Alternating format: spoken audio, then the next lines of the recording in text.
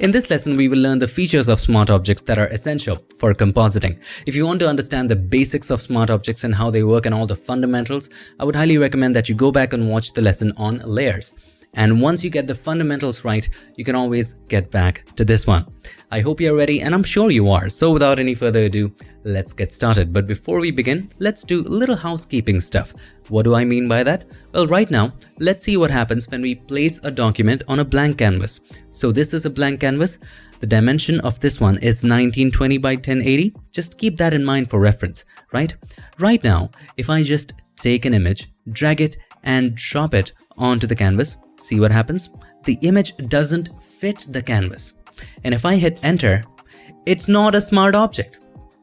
Why is it happening? Because I made a little change in the preferences. So to avoid that, let's get started on the right foot first. To do that, just make sure once you open Photoshop, go to the preferences by going to edit and then preferences. If you are on a Mac, that would be under Photoshop and then preferences.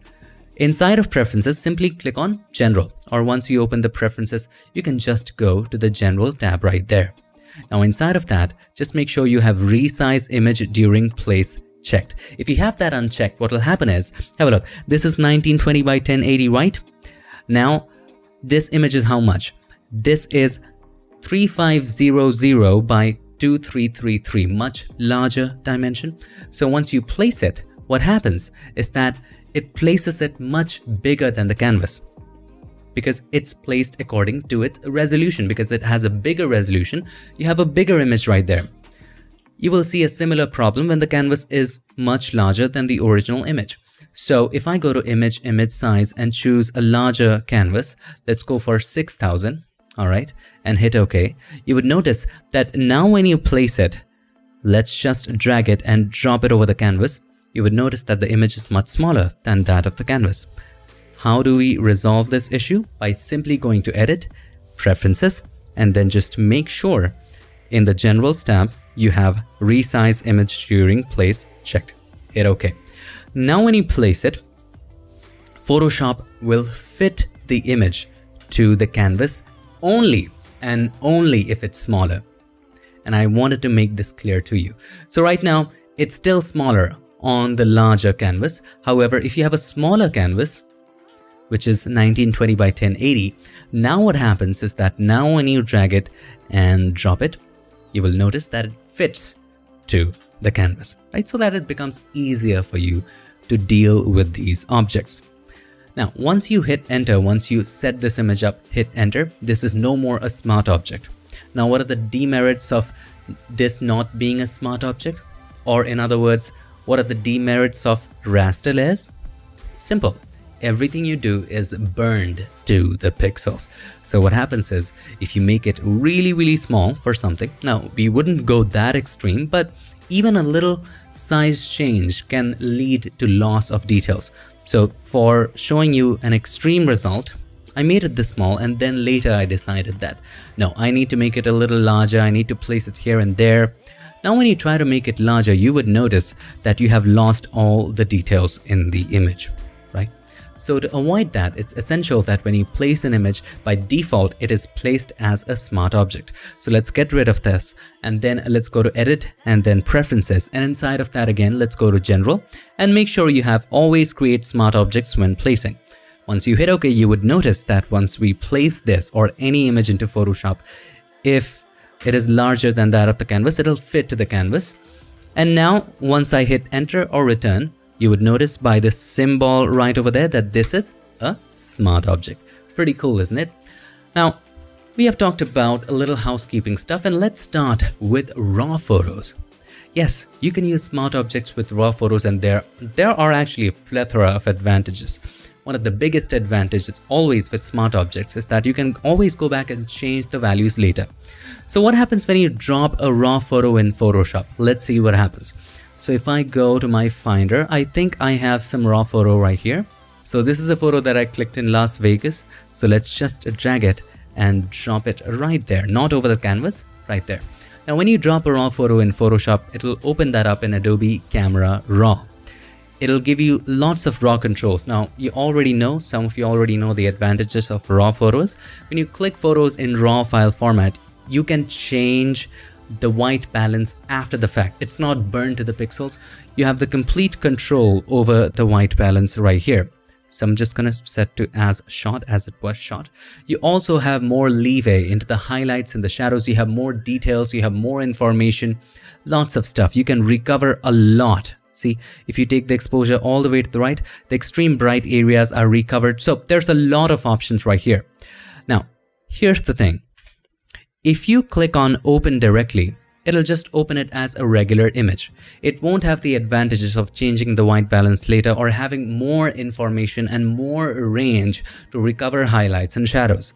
It won't have that. And also, now I cannot go back and change the white balance. Whatever I change now will be on a raster layer. It's all burned down to the pixel. It doesn't have much details as the raw photo. I cannot go back and have those settings. Instead of doing that, let's go ahead and delete this. Let's close this document. No, I don't want to save it. Let's just do that one more time. Let's drag it and drop it right there in Photoshop. Now this time, I'm going to do little changes here and there and you're going to see the advantage. So let's say I decrease the exposure, or maybe I decrease the highlights a little bit, just like this. And then maybe we increase the contrast, it's looking interesting. Then maybe a little bit more clarity right here.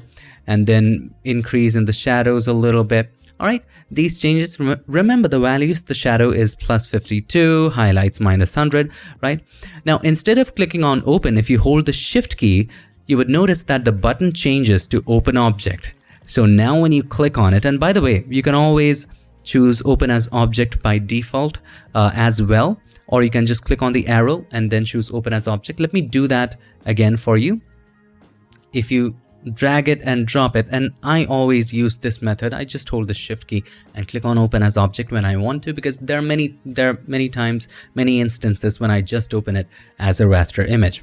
All right, so I made these changes, +52 shadows, -100 highlights. If I hold the shift key, the button changes to open object.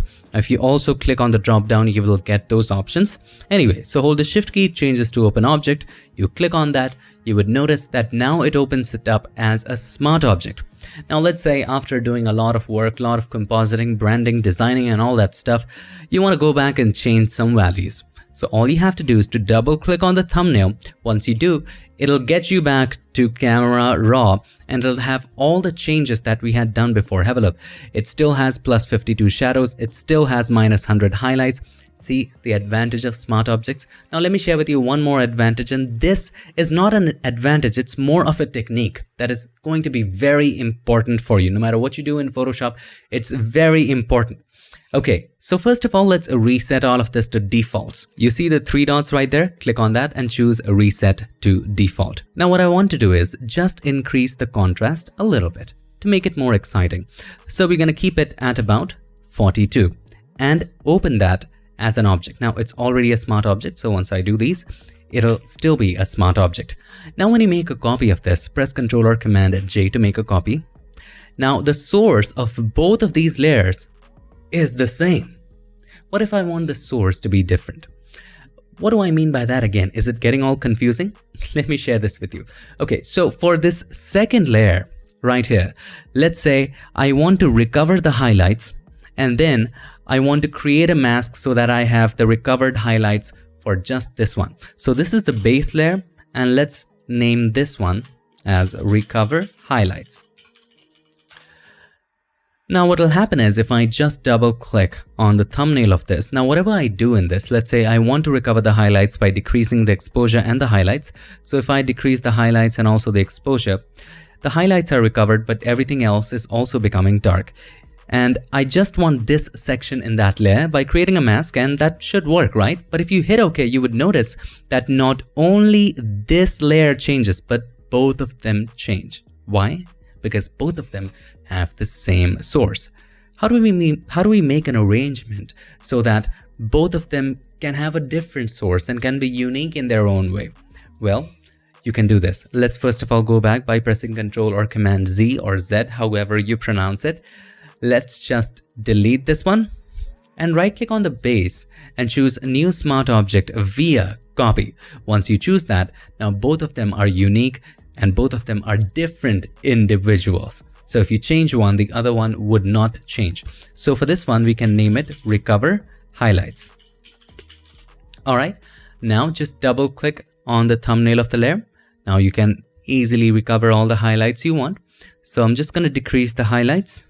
All right, we have all the details there. You can also decrease the exposure a bit and hit OK. All right, we didn't want it in rest of the areas, just on this area. So now you can turn this off for a moment, come to the base, and then go to Select and Color Range. Now we want to select the highlights, so I'll click on the drop down and choose Highlights right here. Now decrease the range and adjust it. First of all, decrease the fuzziness all the way to 0.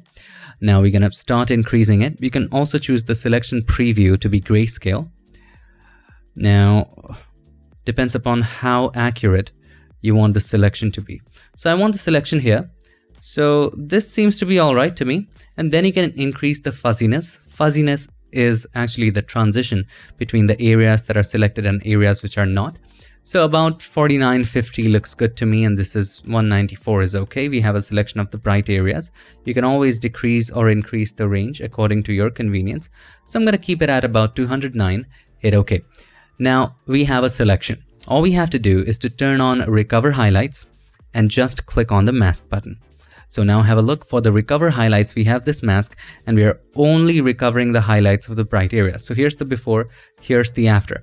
Now I only wanted to recover this area, not the other areas. What do I do now? So with the Recover Highlights layer selected, press Ctrl or Command G. We don't want to disturb this mask. If we wanted, we can just go to this mask and paint other areas with black, but I didn't want to disturb it. So we can use the technique of double masking. Remember double masking technique just from the previous lesson on advanced layer masking techniques? We're going to use the same technique right here. So for the group, hold the Alt key or the Option key and click on the mask button to create a negative mask.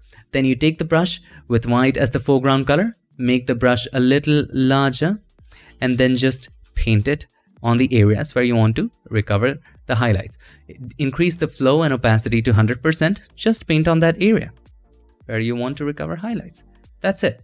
I only wanted to do it in just that area, and there you have it, my friend. Let's paint on this area as well, and there you have it. So here's the before.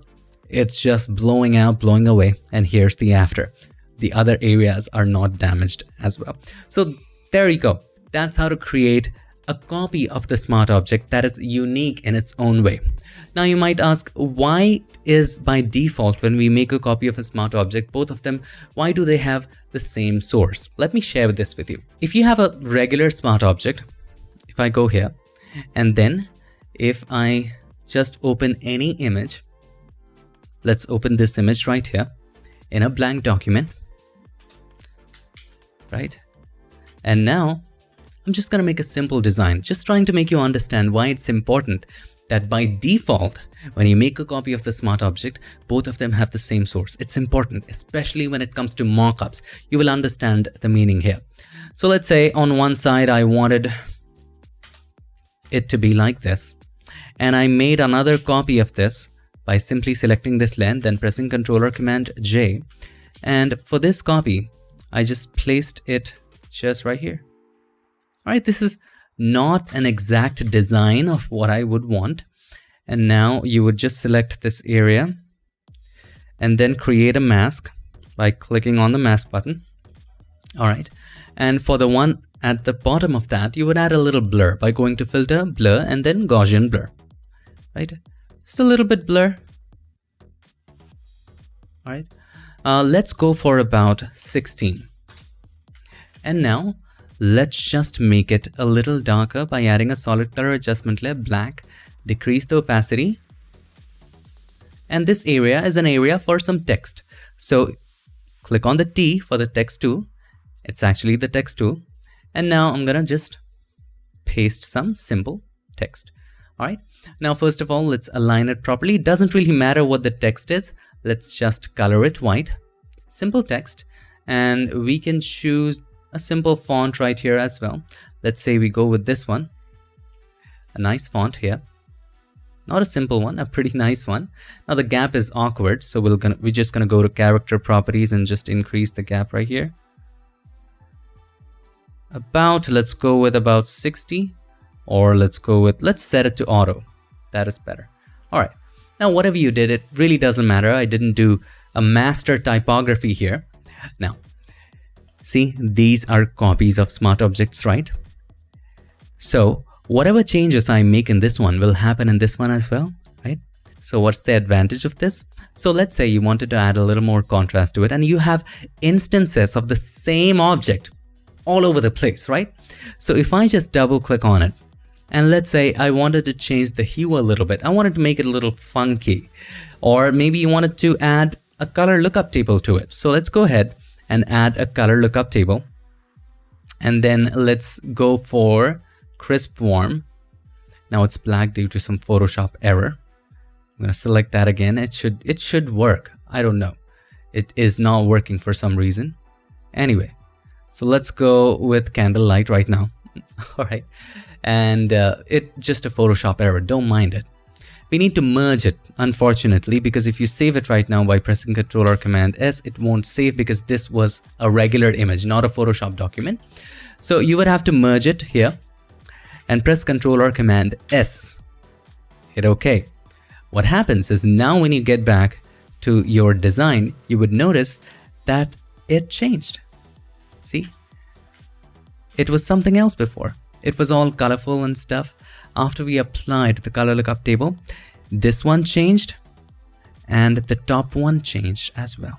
So this is very useful when we are creating mockups.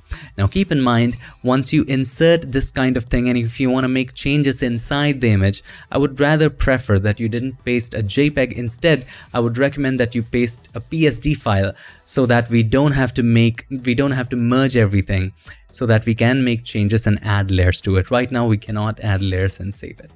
Anyway, so here we are. So that is the advantage of, having the same source for both the default, so that when you change something, every instance of that smart object will change. If you want to make an individual copy, just right click on it and then choose New Smart Object via Copy. Now let us talk about smart object grouping and ungrouping. Now besides organizational advantages, there are many advantages to grouping smart objects into one. For example, have a look at this image. Now this is a composite. So if you look at it before, I've added the rain and the subject is different. So here's the before, right? And I blurred the background in a certain way. I created a little bit shadow right here and a little bit rain stuff and added the subject here. And then definitely we need to make adjustment to the subject because it's not matching at all. So for that, we made some adjustments with curves so that it matches more with that of the background. We added some rain on top of her and some more rain on top of her. So this is what we get. Now don't worry, we will learn how to do that in the upcoming lessons about composites. We'll absolutely create this from scratch and we're gonna do this together, so don't worry about it. The point that I'm trying to make here is right now it's fine. It's not a huge image and there are not many layers. But in many cases, when you're creating composites like this, or even when you're retouching, you would create a lot of layers. And sometimes the layers are so many that Photoshop begins to lag. Right now, it's not lagging. If I create a brand new layer, and if I take the brush and try to paint something, it's not lagging, it's pretty fine. However, if there are many layers, let me just make a lot of duplicates of this. It would make more sense to you. So I'm going to select it all till here and then make a group of it and make a couple copies. Even making one copy is taking a lot of time. Still, the Photoshop document is not lagging. It's beginning to lag a little bit, but it's not that much. Now I'm just going to take simple layers here, or maybe create a stamp visible layer at the top and make a lot of copies of it. So let me turn this off, turn all of that off, and press Ctrl or Command J a lot of times. We have a lot of copies right now. And then we can make a group of all of this. This is just to show you what happens when you have a lot of layers. And you will have a lot of layers. I'm talking about a practical situation here. Okay, now we have tons of layers. Now, if you try to work on it, you would notice that Photoshop is beginning to lag. it's beginning to lag so much that once you draw it, it just appears a little later. Also, the layers begin to lag a lot. So now what to do when you have a lot of layers and Photoshop is beginning to lag? Here's how you can trick Photoshop. So you can group all of these layers into one smart object. That will make Photoshop treat all of those layers as just one layer, and when that happens, it just lightens the load on Photoshop. Now you might say, Unmesh, that's like merging, right? We won't get access to all of the layers again. We won't get access to the adjustment layers. No, it's not like that. You still have access to it. It's just that the access gets a little more restricted. But if you know that you're not going to need these layers later, but still want to have it for emergency, well, in that case, you can do it.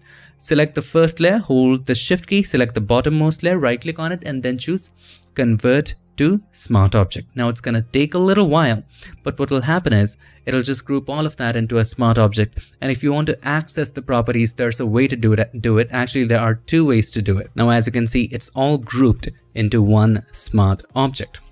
Now, if you notice, Photoshop becomes so snappy. It doesn't have to deal with a lot of layers. Everything is just so smooth and it just gets faster. So if you want to progress your editing and there are already a lot of layers, or sometimes the resolution is so big, even if you have a few layers, Photoshop begins to lag, then you can use this trick. These days we have 50 megapixel, 150 megapixel medium format cameras, really crazy. Even consumer cameras have gotten so higher in resolution that it's important to understand and know this trick. So now, if you already know that you're not gonna use those bunch of layers, only and only then use this technique. But still, for emergency, if you want access to all of those adjustments and layers, you can still have at it. You can double click on the thumbnail of this layer. It'll open up another document. Let me just double click on it with my mouse. It was just not responding, the pen, for some reason. Now it's taking a little while. It's gonna take a little while, but you will have access to it. Now, as you can see, it opens up in a brand new document. It also has stored the entire overlays right here.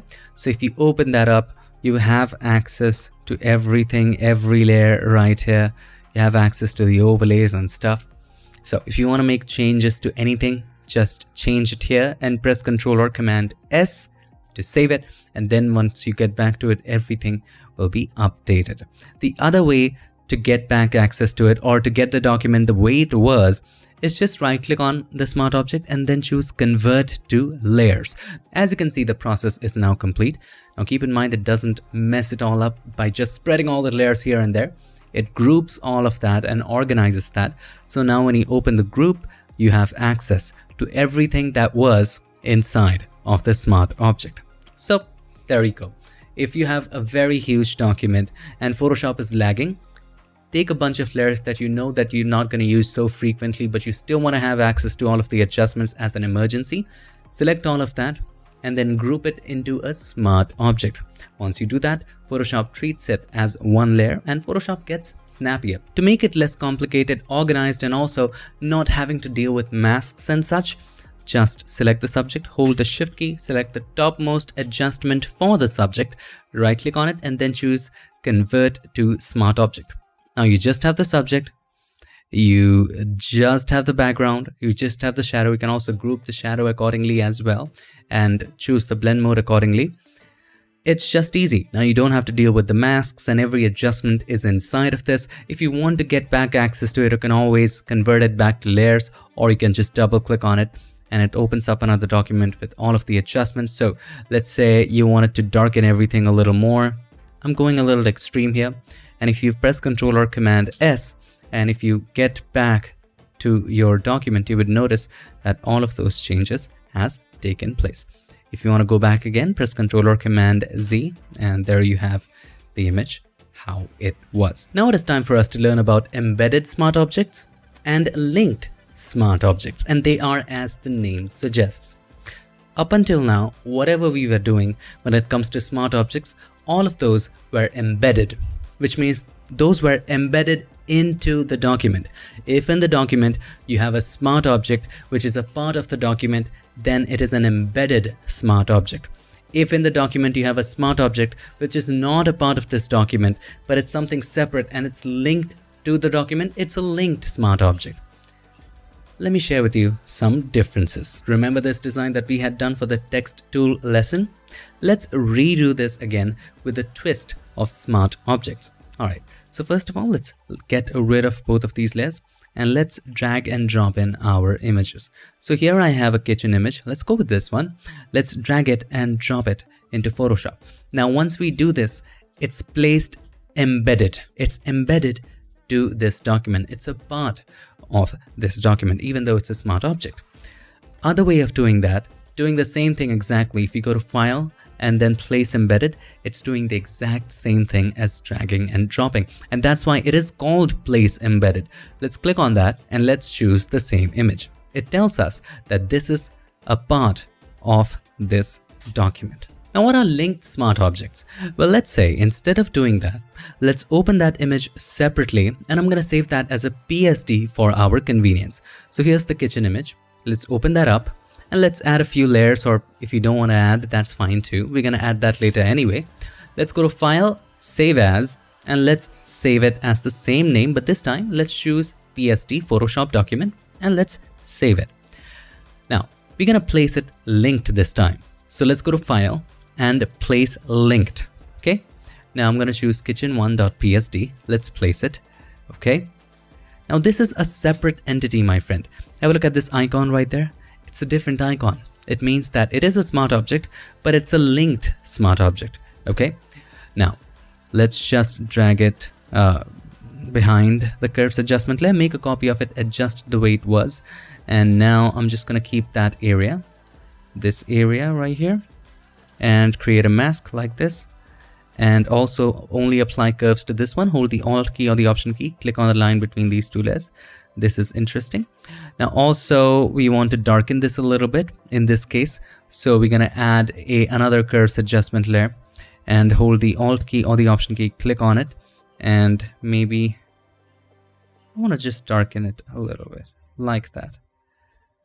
And maybe I want to select this mask with the help of a gradient. Let's try different gradients. That looks better. Let's try some like this. This looks exciting, doesn't it? So this looks good. We're going to keep it this way. And also we can blur it a little bit. Unlink that. Let's go to Filter, Blur, and then Gaussian Blur. A little bit blur for the background. As you can see, the background is getting blurred. All right, this looks fantastic. Now, here's the advantage of linked smart object. It's an absolute separate entity. So let's save this. This is design 1, right? Let's save this. Okay. Now, even if you close this, everything is closed. If you have kitchen1.psd open, if you open at any time, if let's say you thought of making it black and white. So let's add a black and white adjustment layer. Now everything is black and white. The color is gone. Now on top of that, you felt like you wanted to add a gradient maybe, or a gradient map, whatever you wanted to do. And I wanted to add a duotone, something like this. Hit OK and then change the blend mode from normal to soft light and then saved it. Press Ctrl or Command S. This is a PSD, so not an issue. And then when you opened Design 1 again, you would notice something. So let's open Design 1 again and it shows you an error. The error is actually saying to you that the objects have been modified. Do you want to modify it? To modify it, all you have to do again is to go to Layer and inside of that, Smart Objects. And here you will find Update All Modified Content. And once you do that, all the modified content will be updated, even though it's a separate entity. Now again, you can do this with regular smart objects as well, right? So what is the advantage of linked smart object? Well, you can have several designs linked to the same thing. And if you modify the source, every design will modify it as well. So let's say I have another design, which is design 2. Let's open this design. Okay. Now in this design, instead of this image, I placed the same kitchen image as linked. So let's go to File, Place Linked. Now let's place the same kitchen image right here. I'm going to place it right there. Let's make it a little larger. Keep it like this. Okay, there you go. All right. Now, as you can notice that it's the same design right here. And now design 1 has the same kitchen. Now if I go to kitchen and if I make any change here, let's just go ahead and add, let's just paint with something. So with a hard round brush, hard round pressure size. So if I start painting right here with white, all right, and if I save it by pressing Ctrl or Command S, you would notice that design 1 updates, design 2 updates as well. See the advantage of linked smart objects? It's linked to a separate entity so that whatever branding kits you have in every kit, that will be updated. Does that make sense? So let's say you have a branding kit, or you have a portfolio with a lot of pages, or you have social media templates, and in all of that you have your logo or your branding at the bottom as a linked smart object, and you have hundreds of these, right? Would you be opening hundreds of these documents and modifying your logo in all of that? No. All you have to do is to just go to that logo file, modify it, and it will automatically be modified in all of those documents. Why? Because they are linked. So that is the advantage of linked smart object. Embedded is just a smart object embedded inside that particular document. Okay, makes sense? Now let's talk about layer comps. How can you work with layer comps and smart objects? Now layer comps also work with embedded smart objects. It also works with linked smart objects depending upon how you would want to apply it. If you have a lot of documents sourcing to one document, well, in that case use a linked, and otherwise embedded is fine too. So let's say for the kitchen one, let's close this one and let's go to the kitchen and let's delete all that. Now let's talk about layer comps a little bit if you're not already familiar. So this is the original version, right? Let's just create a stamp of this original version by going to Window, and then let's go to Layer Comps. So it should be right here. It's not showing up. There you go, Layer Comps. Now Layer Comps can record visibility, position, layer styles. To keep it simple, we're just going to focus on visibility. Before creating a layer comp, let's create different versions of it. So this is the original version. Now let's create, let's say, a black and white version of the same. So we're going to click on black and white adjustment layer. You can make some changes here and there. And also let's add some contrast because black and white looks really good with some contrast. So let's go here, increase the curve here, and we're going to just decrease the curve right there. So some high-end contrast. So this is the black and white version. Now let's create a duotone version. Let's just turn off both of these layers. Now we're going to create a gradient map. And now in here, you have some interesting gradients. So I have some duotone effects as well. Also, you can look at basics blues. So you can have these. This is interesting. This is very interesting. All right, so let's say we're going to go with this. So this is one duotone effect. By now we have three versions. We have original, we have black and white, and the duotone. So now let's open up layer comps. And in here, if you still cannot see it, just go to Window and click on Layer Comps and just turn off all of that. This is the original version. Click on plus and let's name it Original. And I only want to record the visibility. In other words, the visibility of the layers. All right. You can also record the position. If you just transform anything and place it here and there, you can just store that as well. Anyway, so this is the original version. Now I want the black and white version. So let's turn both of these on, make it black and white. Click on plus. Now black and white. All right. Now I want the duotone version. So I'm going to click on plus and choose duotone. All right. Now we have all of these versions. Now let's save it. Press Ctrl or Command S to save it. Now if you go to Design 1, you would notice that even though it's linked, it'll also work with embedded as well, that this changed. However, here's a fancy thing. Now, if you just open up the properties by simply going to Windows and then make sure that properties is checked, or simply click on this button right there if it's there for you, you would notice that there's a drop down. And in that drop down right now, it's not applying a layer comp. However, you can apply the original one, you can apply the black and white one, or you can also work with duotone, and you can have different layer comps for different areas. So for the top one, let's say I wanted the original, For this one right here, you have the blue one. You can also change for this one as well. We can have the original here as well, or you can have the black and white here, or you can also have the blue one here or the duotone one here as well. So that is the advantage. Now keep in mind, it's not limited to linked smart objects. You can also work with embedded smart objects in this one as well. So even if you had, let's say, I'm just going to keep it the way it is. This is linked, right, in the background. I'm just going to delete it. And now let's go to the document. And I'm going to place the kitchen as embedded. Now keep in mind, if you just drag and drop, it'll be embedded. Now I'm going to make it a little larger here. I placed it at the bottom. Now keep in mind, have a look at the logo. It's embedded, but it still works. Have a look. It still has all of those layer comps. You can just click on the drop down and select that. Now you can always directly convert an embedded smart object to a linked smart object by clicking on convert to linked. Once you do that, definitely a dialog box will show up that'll ask you to save it separately so that it can be linked instead of embedded. So you can do that. Or if you have a linked smart object, as you can see, this is a linked smart object, you can also embed it. So it'll not be a separate entity, it'll be embedded into the document. Now the disadvantage, a little disadvantage, and it's obvious with linked smart object is, let's say you have a design and in that design you have an object which is linked, right? And it's linked to a particular object and by mistake you deleted that object, which is a separate entity. It's away now. So now it'll be a problem. It'll show an error right there. So to be safe, if you want to embed something which was a linked smart object previously and you want it to be a part of that document, in that case, just simply click on embed. Now, as you can see, this is a regular smart object. It still has those layer comps. All right. There you have it. So those are some techniques of smart objects that are essential for compositing and also designing. I hope this lesson helped you. I will see you in my next one. Till then, stay tuned and make sure that you keep creating.